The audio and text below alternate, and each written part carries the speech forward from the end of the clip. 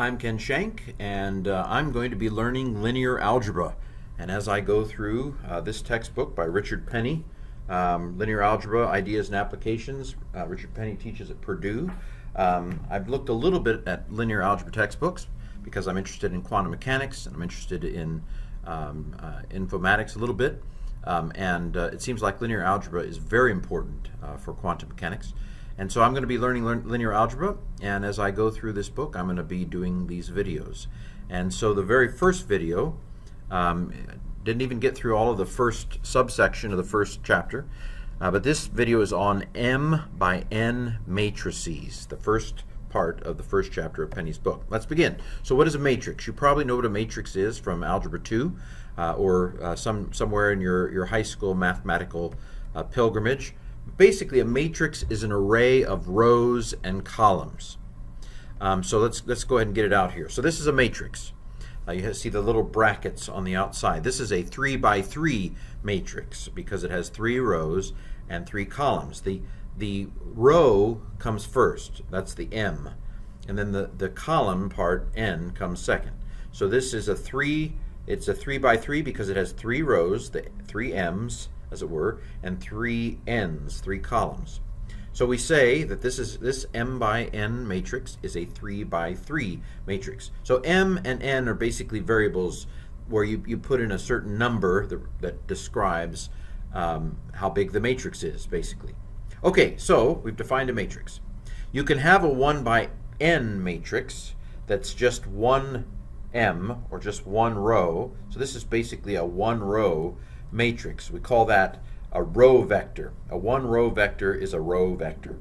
Don't worry about what a vector is. We'll get to it eventually. I think my impression is that with linear algebra is that it's somewhat abstract, and so you may know these words like vector from somewhere else, and you kind of have to just not think about it, and just try to, as if you were learning the word vector for the first time. So 1 by N matrix is a row matrix, or a row vector. We can also have an M by 1 matrix that is just up and down. It's just one column. Remember, the first number tells you the number of rows, the second number tells you the number of columns. And so this would be a column vector, as it were. I've done 3 entries just because, it's easy. There could be any number of entries in the row or any number of entries in the column. That's why it's M stands for anything. Can stand for any number, as it were. Okay, so how do we reference the entries in a matrix? Well, first of all, a matrix is usually referenced by an uppercase letter like A.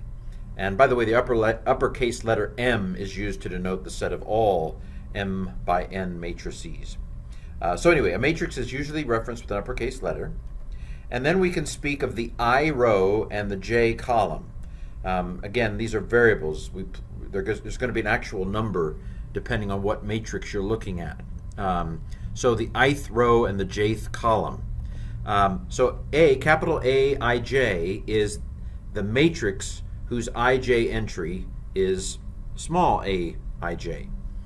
So small aij is telling us the Ij entry of A. I know this sounds confusing. I think it's going to help if I give you an example. Let me give you an example. A23, this is not A23, this is A23. What that means is that 2 is the I entry and 3 is the column entry.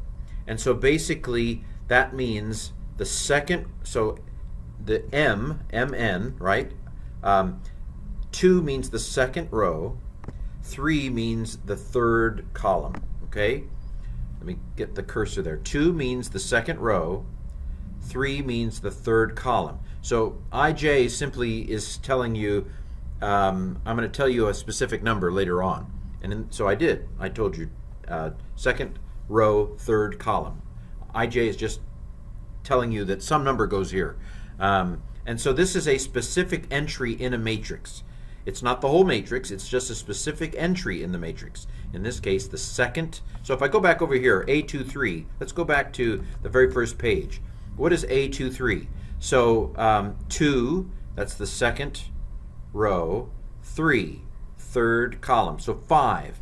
5 in this particular one would be the A 2, 3 entry. 2, 3. So 5 is the 2, 3 entry of that particular matrix. Does that make any sense? Okay. Just a couple more definitions. A scalar in linear algebra is basically a number. So scalar multiplication is when you multiply a matrix by a number, and you're going to multiply every element in that matrix by that number. You can also add matrices, you can subtract matrices, and so forth.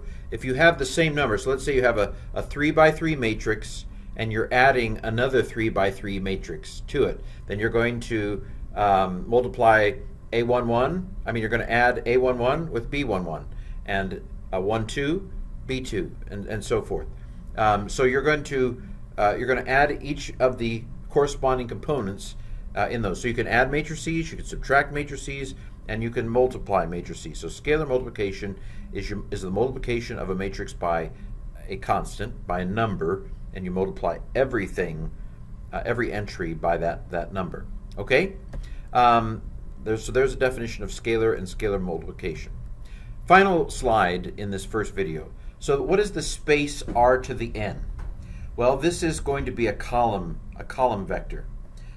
It's in the way the nomenclature works. So Rn is the set of all n by 1 matrices. So it could be r to the 2, it could be r to the 3, and so forth. You might think of these as dimensions.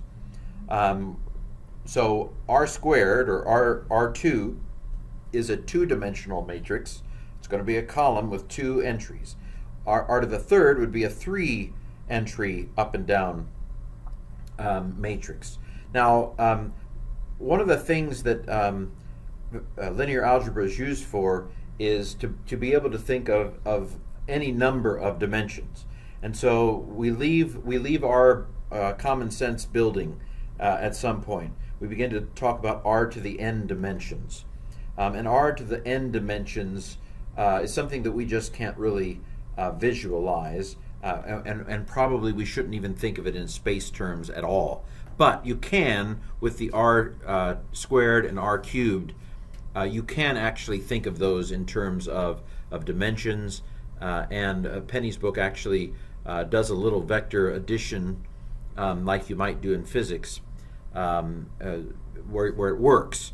But once we get beyond R3, as you will in quantum mechanics, we just have to trust the abstract math, because it's not gonna work out.